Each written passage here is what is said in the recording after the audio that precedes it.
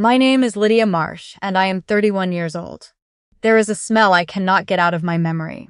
Pine-scented dish soap and burnt coffee, and the sound of my aunt moving around the kitchen at 6 in the morning like she always had, like the house needed her noise to stay upright. I woke up that morning thinking today would be different. It was my 25th birthday. I had spent the night before telling myself that this year, maybe this year, things between us would shift, that she would soften, that we would sit at the table together and she would finally say the things I had always waited to hear. Instead, she handed me a manila envelope while the coffee was still brewing and told me to open it after she left for work. She did not wait to watch me open it. She picked up her thermos, put on her coat, and walked out the door like it was any other Tuesday in October. The envelope had a key in it. A small brass key with a tag attached. The tag had an address written on it in handwriting I did not recognize. Not my aunt's neat, careful print. Something older. Looser. The address was in a town called Hartwell Cove, about 4 hours northeast of Toronto, somewhere along the Georgian Bay shoreline. There was nothing else in the envelope. No note, no explanation, no happy birthday. I sat at that kitchen table for a long time. The coffee finished brewing and I did not pour any. I just held the key in my hand and turned it over and over, the way you do with something that feels like it should mean more than you can currently understand. I had lived with my aunt since I was 3 years old. That was the official story. My mother had died, my father was not in the picture, and my aunt had taken me in. She was a practical woman, organized and responsible, and she had given me a roof and food and school supplies every September without fail. What she had not given me in 22 years of living under her roof was the feeling that I was anything more than a responsibility she had agreed to and then quietly resented. I do not say that to be cruel. I say it because it was true and I had known it since I was about 8 years old, which is when children start to understand the difference between being loved and being tolerated. She never hit me. She never screamed. She just made sure in 100 small and consistent ways that I understood my place in her life. I was a guest who had stayed too long. I was a debt she was paying on behalf of someone she did not talk about. My mother. I knew almost nothing about her. My aunt would shut down any question I asked with the same practiced calm. She passed away. It was a long time ago. There is nothing useful to say about it. End of conversation. Every single time. For 22 years. So when I was sitting at that table with a brass key and an address in a town I had never heard of, I was not surprised that she had not explained it. What surprised me was that she had given me anything at all. I called into the restaurant where I worked and told them I needed the day. I packed a bag. I did not overthink it. I had learned years ago that waiting for clarity from my aunt was like waiting for a door to open that had no handle on your side. I drove northeast. The highway gave way to 2-lane roads, and then to smaller ones that curled through rock cuts and boreal forest. And somewhere past Barrie, the sky opened up, and the light went thin and silver the way it does in October in Ontario. Low and serious and beautiful in the way that makes you feel very small in a good sense. Hartwell Cove was not much. A main street with a hardware store, a diner, a small library, a post office. The kind of town where the gas station attendant looked up when I pulled in and gave me a nod like he recognized me. Which was strange because I had never been there in my life. The address on the tag led me to a house on a road that ran along the bay. A white clapboard house with green shutters and a wraparound porch and a birch tree in the front yard that was enormous. The kind of tree that takes decades to grow that large. There were solar panels on the roof.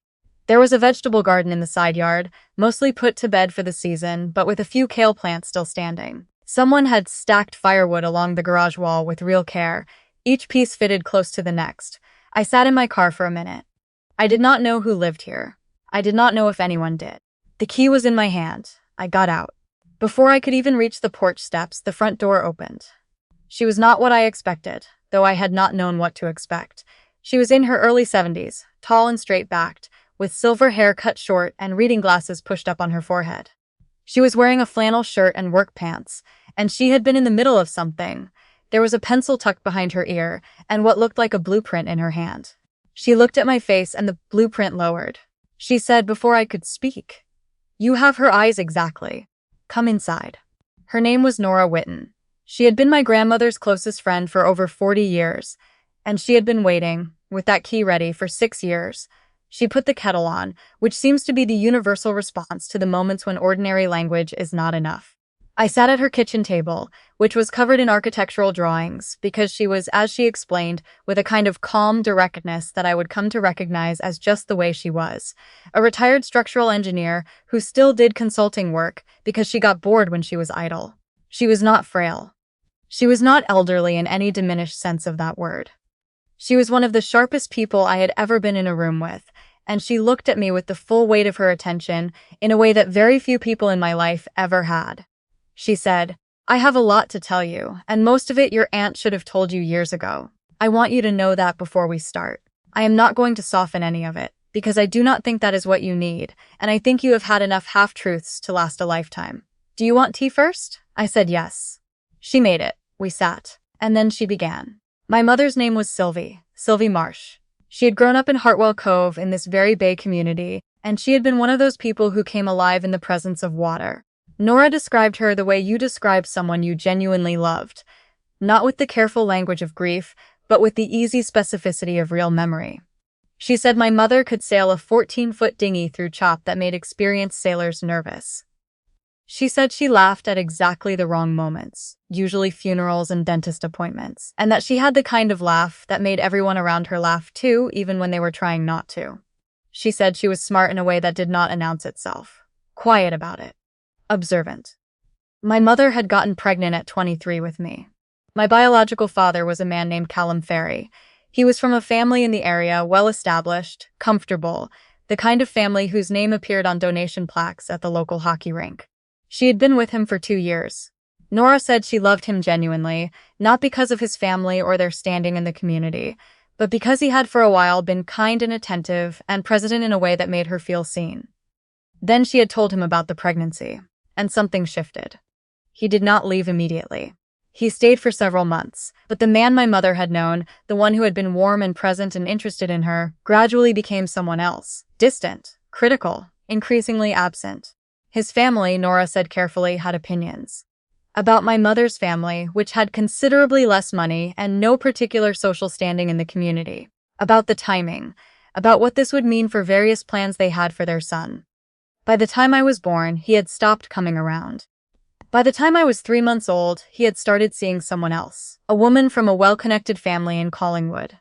The relationship was quiet at first, and then it was not. They got engaged within the year. My mother had raised me alone for 3 years. She had worked as a bookkeeper for a fishing outfitter in the summers and a ski resort in the winters, and she had managed, and she had been, by every account Nora gave me, a good and devoted and present mother. She had brought me to Nora's house regularly. There were photographs.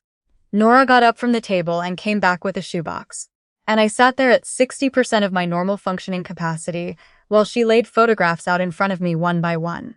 I do not have words for what it is like to see photographs of your own mother holding you as an infant when no one in your life has ever shown you a single one. I had grown up with exactly 0 images of her. My aunt had told me there were no photos, that they had been lost in a move.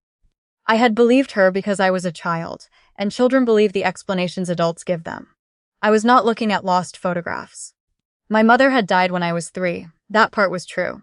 She had been driving back from a client meeting in Collingwood in January when black ice took her car off the highway. It was fast and it was nobody's fault, and it was devastating. Nora had her hand flat on the table while she told me this, very still, and I understood that it still cost her something to say it out loud, even after all this time. My aunt, my mother's older sister, had come up from Toronto for the funeral and had taken me back with her. That had been the plan my mother had put in place. A careful and practical woman even at 26, she had made sure there was a legal arrangement.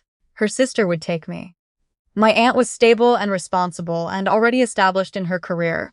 My mother had trusted her. What my mother had not anticipated, because she could not have, was what her sister would do with anything that connected me to Hartwell Cove, to this community, to my biological father's family, who had by then become quite prominent in the area.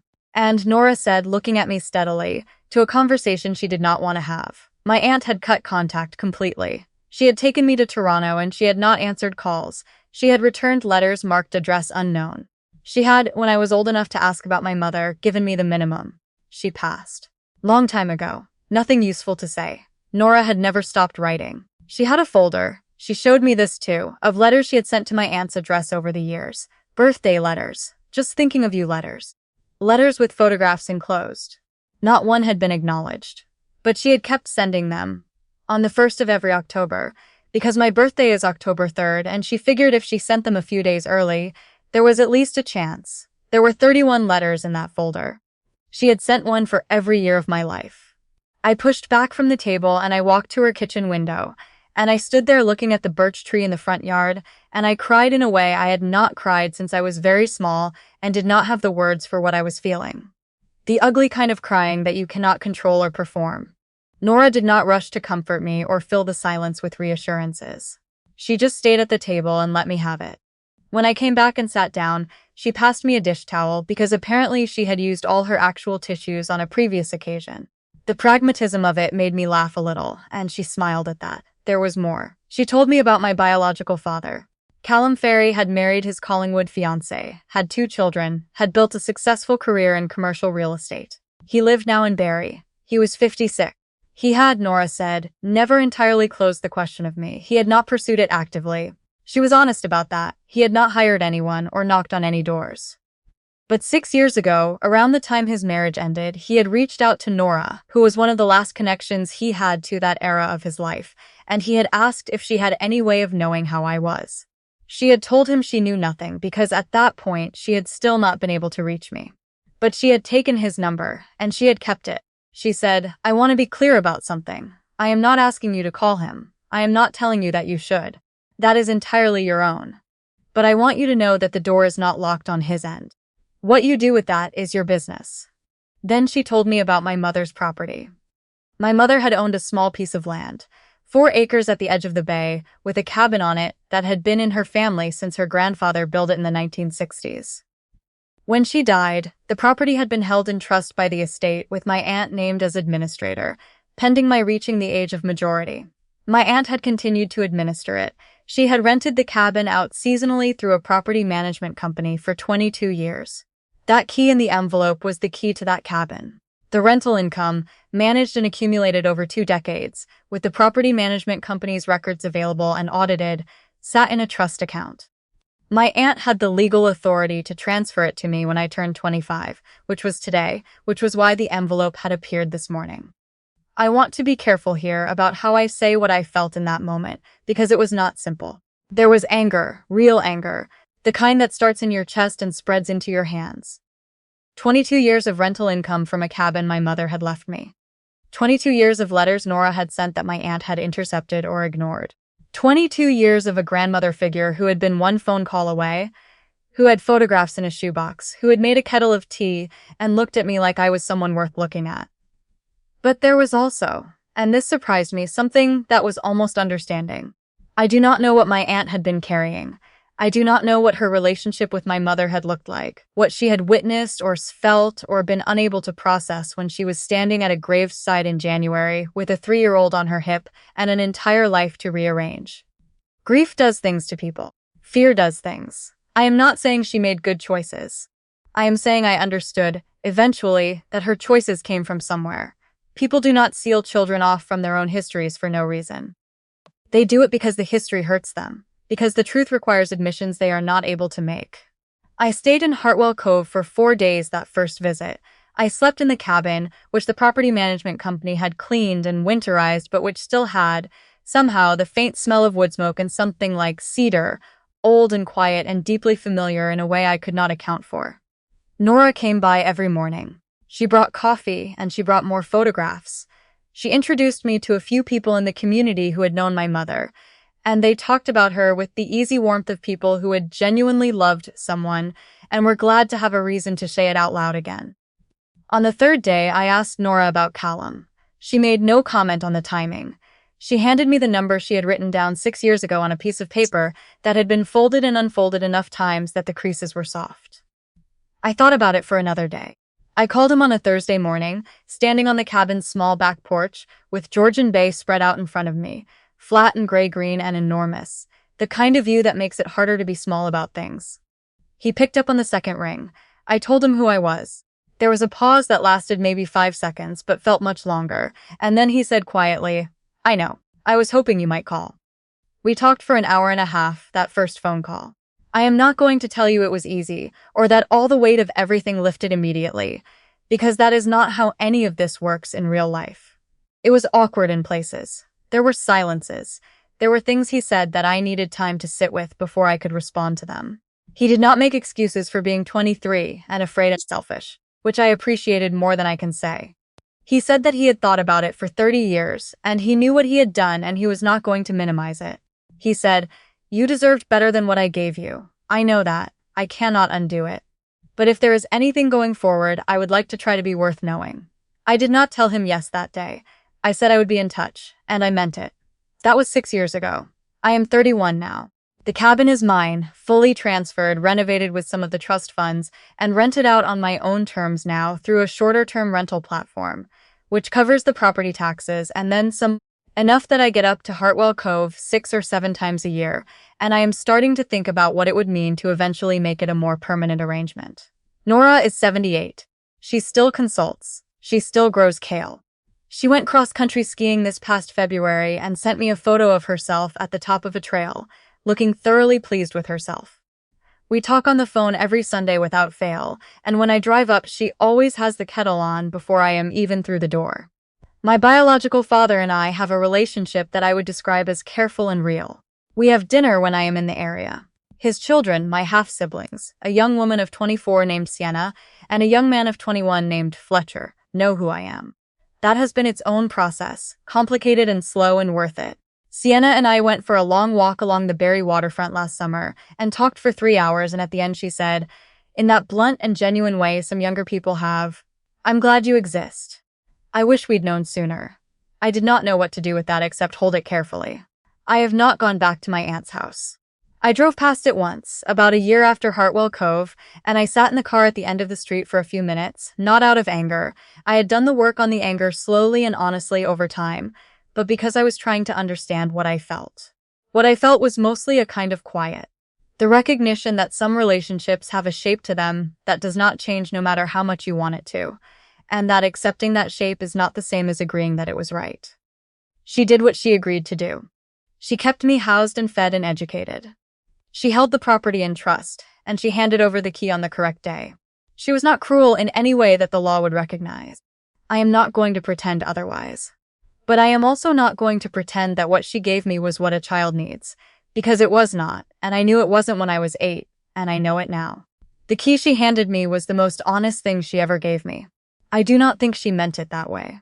I think she had simply run out of ways to delay the obligation, and so she discharged it and walked out the door with her thermos and her practicality intact. But in handing me that key, she handed me Nora and the shoebox of photographs and the 31 letters and the cabin on the bay and the phone number folded on a soft piece of paper. She handed me a place I had come from. She handed me people who had been looking for me. She thought she was clearing a file. She did not know she was opening one. I drove back up to Hartwell Cove last Thanksgiving. I brought wine, and Nora made a beef stew that had clearly been simmering since morning. We ate at her kitchen table, with the blueprints pushed to one side and the birch tree going golden orange outside the window. She told a story about my mother, a specific and funny one about a sailing race she had entered on a dare and nearly won through what Nora described as sheer stubbornness and no actual strategy, and I laughed until I had to put my fork down. It is strange and particular, the feeling of being late to your own story. Of arriving at 31 to people and places and photographs that should have been yours all along. There is grief in it. There is real grief that I do not think ever fully resolves. But there is also something else. The understanding the story did not end without you. That the people who were keeping space in it were actually keeping it, carefully, with shoebox photographs and annual letters, and a brass key held ready for the right October morning. I did not know what I was driving toward when I left Toronto that day, with a key in my hand and no explanation. I just knew there was nothing behind me worth turning around for. It turned out there was a whole life in front of me that already had my name on it.